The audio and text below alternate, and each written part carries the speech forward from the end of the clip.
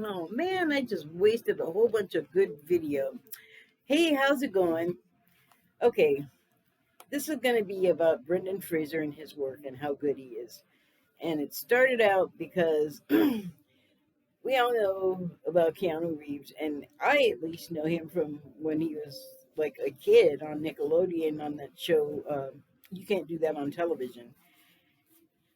So he's in the zeitgeist then, and all the way up to now. He had like Keanu, I'm talking about right here. He had like a really high impact or output period for a while, and then he moved to like from Bill and Ted type things to, or from Bill and Ted to like his more serious stuff like Speed, and then eventually The Matrix, which is what I was kind of referring to about him being in the Matrix in the zeitgeist. But it's been since he's been a kid. Like he's been around, he's been in it forever. And he did have a really hot period in like the 80s, 90s, early late 80s, early 90s.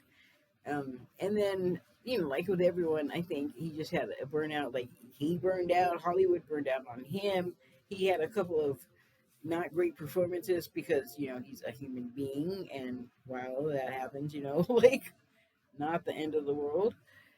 Uh, but we're, as a public, as the rest of the people, we're kind of dicks and we have all these expectations and we don't give very much. We expect so much, and then like we don't give very much in the way of forgiveness when we feel like someone's screwed up, and we also don't like give much to help. Like we're just sort of selfish, kind of collection of emotional vampires on that group of people that Keanu Reeves and Brendan Fraser are a part of. But what I'm saying is that he's got a body of work that's been around for a long time, and he did what typically happens is you if you hit and you become popular, you'll do a bunch of stuff, and eventually, like I said, Hollywood will burn out, people will burn out, and you'll just go do whatever we don't know about that you do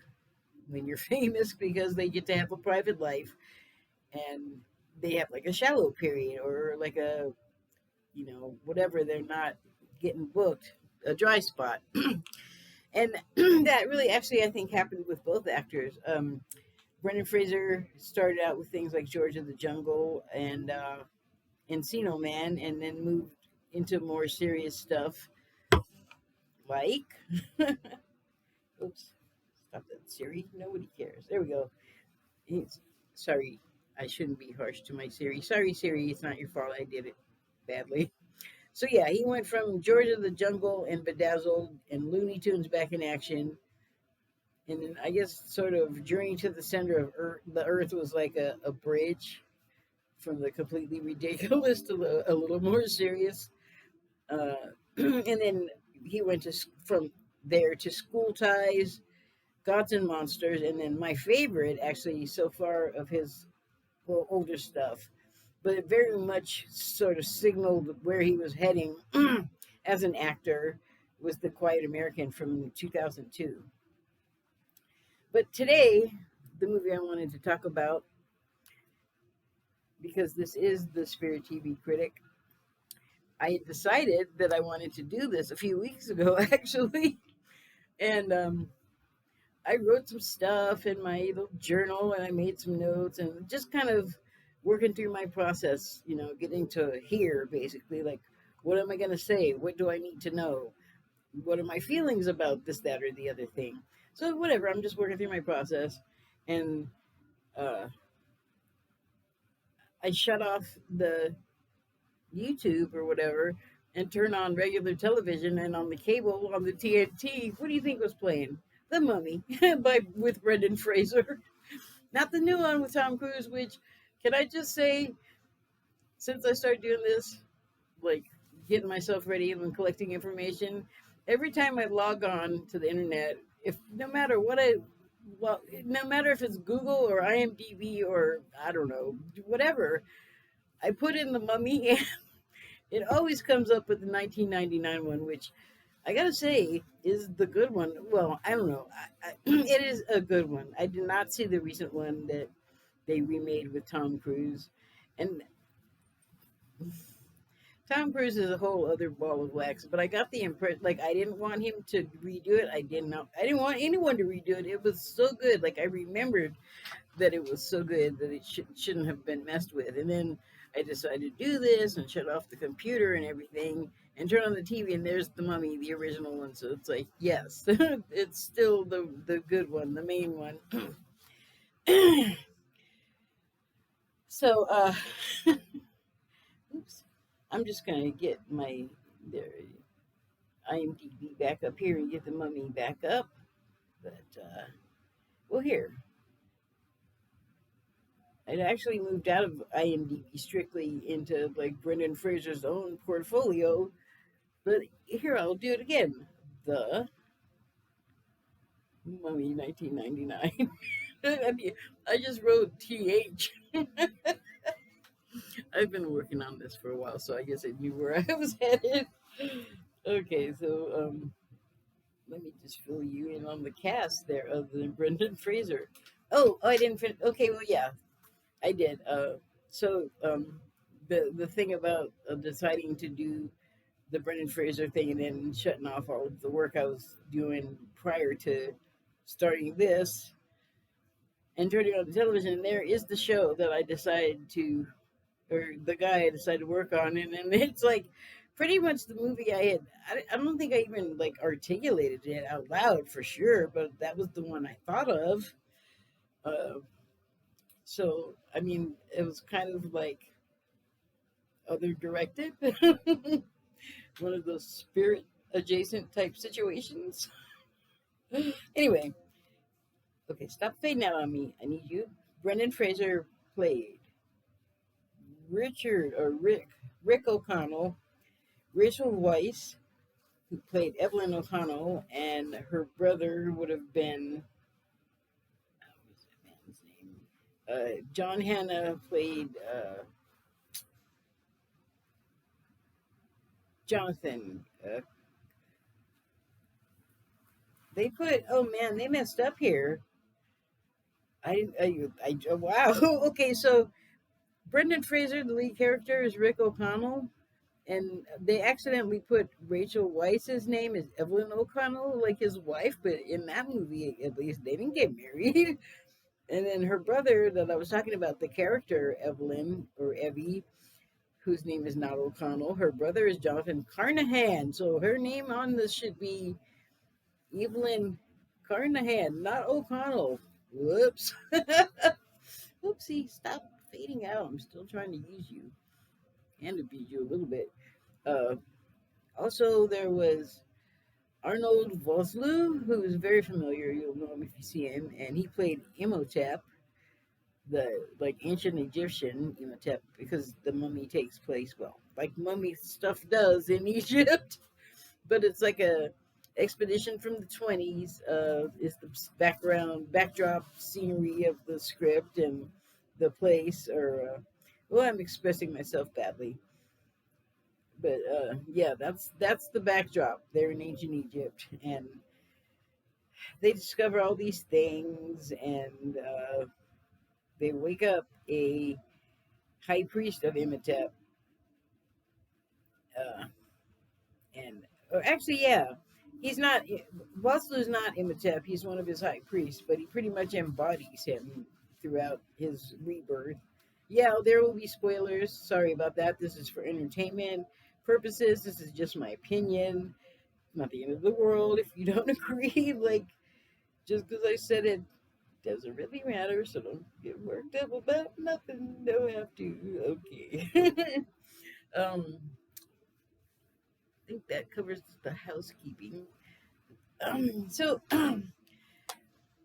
Brendan Fraser, and the reason why I picked him, and the reason why I was talking about Keanu Reeves is because they have had like a similar career path. Like they both did a bunch of stuff and got really popular and peaked and like had like a everybody burned out period and went away. And I've read some stuff about Keanu, Mr. Reeves' sort of downtime and like what his life is apart from doing movie stuff, and a lot of it's kind of public, but like personal stuff. He just does really well at keeping to himself, like really good at keeping his counsel. Brendan Fraser, on the other hand, and I didn't realize this until a couple of months ago, that their career paths were so similar.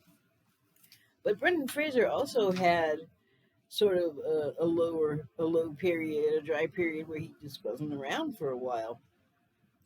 And I've learned over the years that when people are not like highly visible as actors, doesn't mean they're not doing anything. They're like maybe doing voice work or plays, or I mean they just, there's a lot of stuff that just doesn't make it to prominence. You know how that is in our society, how many things there are, just as an example, they get put up for nominations for an Academy Award and like just get passed right over and not even really noticed, or even be in contention to be nominated. There's just so much stuff that we don't hear about. So anyway, he Brendan Fraser, I have been watching a lot of YouTube, and because I liked his work in the past, and you know, just feel positive about him, like him. But I started to realize that there's like similarities there, although I don't have quite the personal association I do with Keanu Reeves, because I started seeing Keanu Reeves when he and I were both children and he was on Nickelodeon.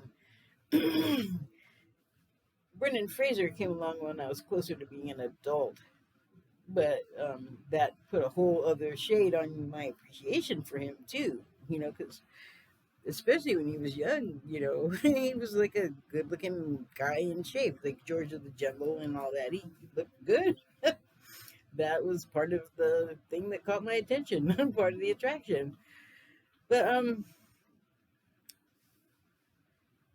I started looking at all this stuff like clip shows on YouTube, which a couple of them I'm gonna actually link to the information box, because they talk about where like Fraser was and what he was doing, and I only just found them like in the past couple of days. So I'm just gonna go with like what my feeling was to come here and say, and it was basically that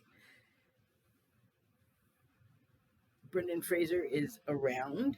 He has been around, like I was saying, like you may not have seen him like leading some A-list film or something like that, but he's been doing stuff like Doom Patrol and Excellent. Like, oh my goodness, I got to talk about DC and the show that he is on there another time.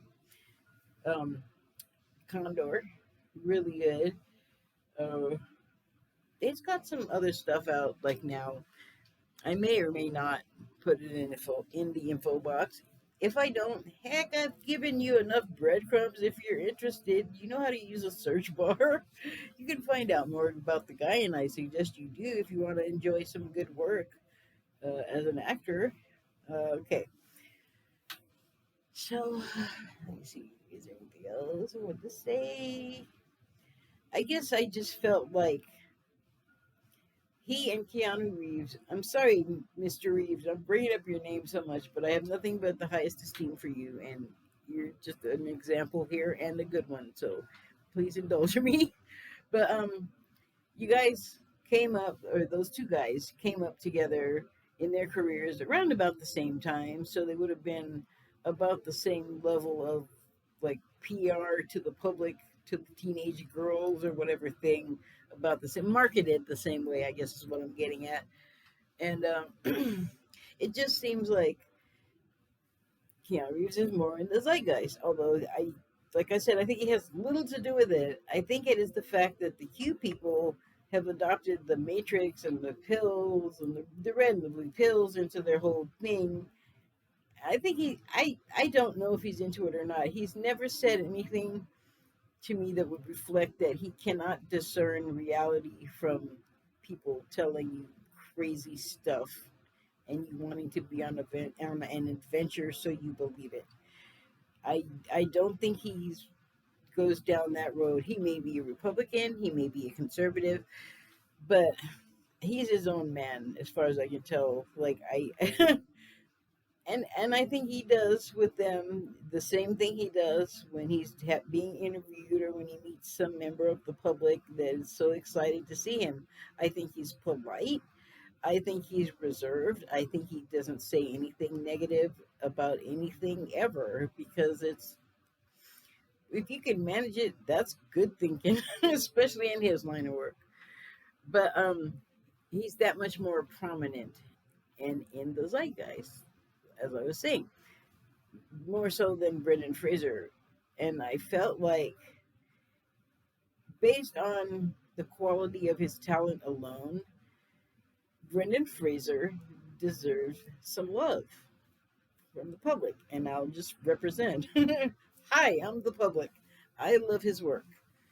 Uh, so, The Mummy, I think it came out 2 years after Stargate SG-1, which is interesting because they could have swapped sets, like hmm, probably for my own edification. I'll look up and see what produ- what companies the both of the movies came out from, like Paramount or whatever.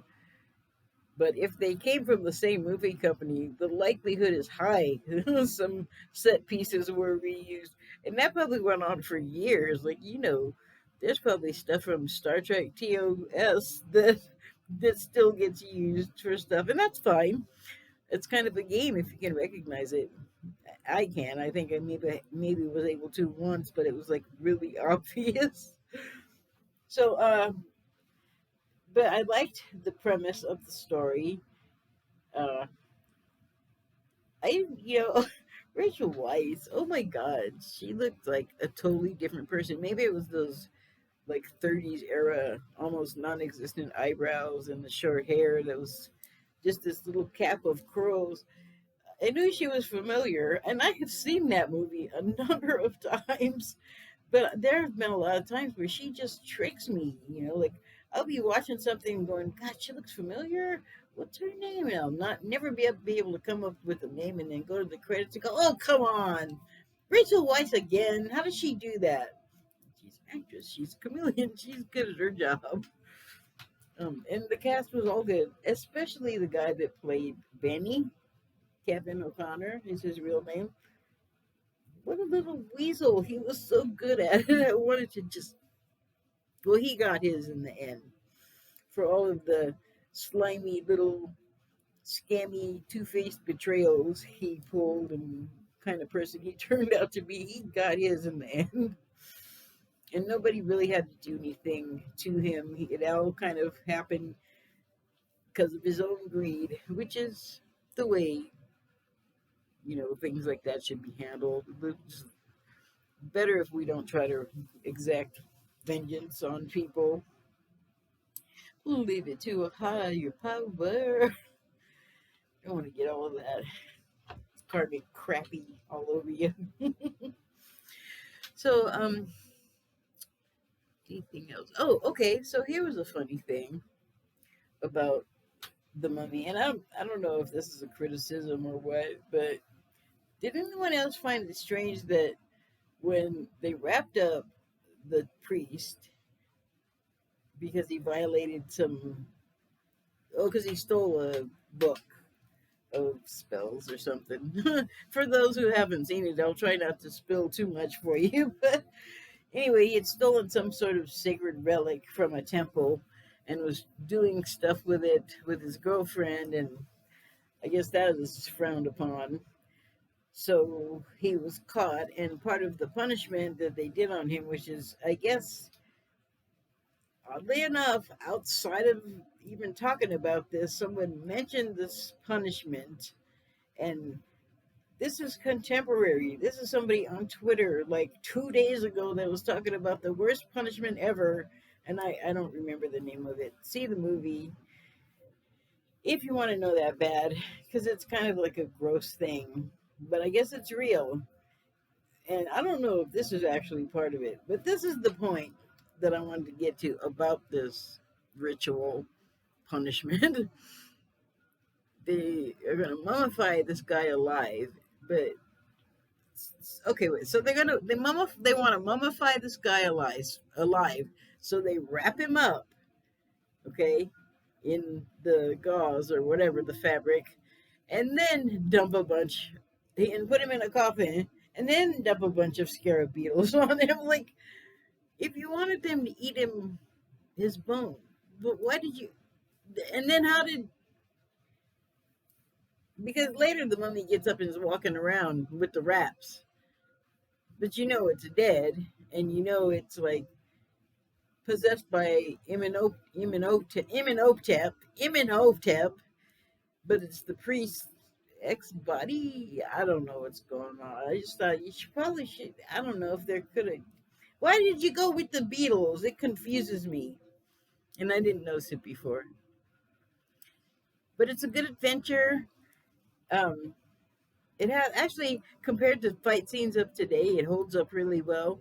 Except it does what they all do, which is the two people are having a fight, but it's one guy against a gang. But the whole gang will wait till one guy from the gang fights the one guy instead of everybody else just jump on the guy.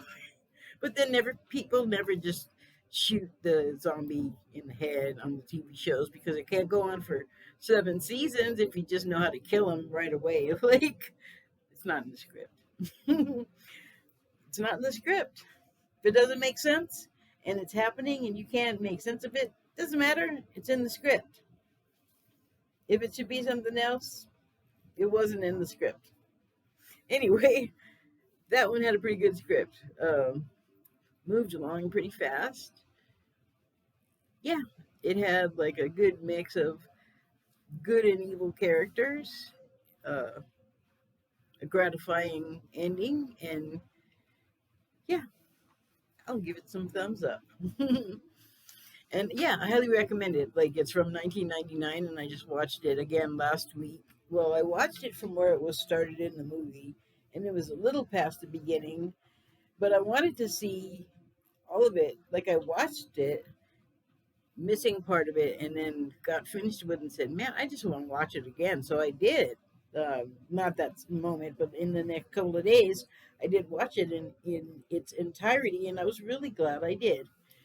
It holds up better than a lot of them are today, and you almost wouldn't notice the difference, except that all the people are the wrong age. Like, hey, I know that guy, but wait, he's really old now. He's got gray hair. Yeah, it's fun seeing the actors. That there's a lot of character actors in there that you will know. So yeah, totally enjoyable.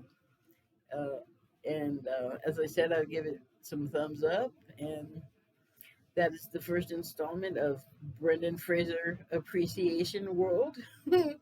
Thank you and good night. Where's my stop button?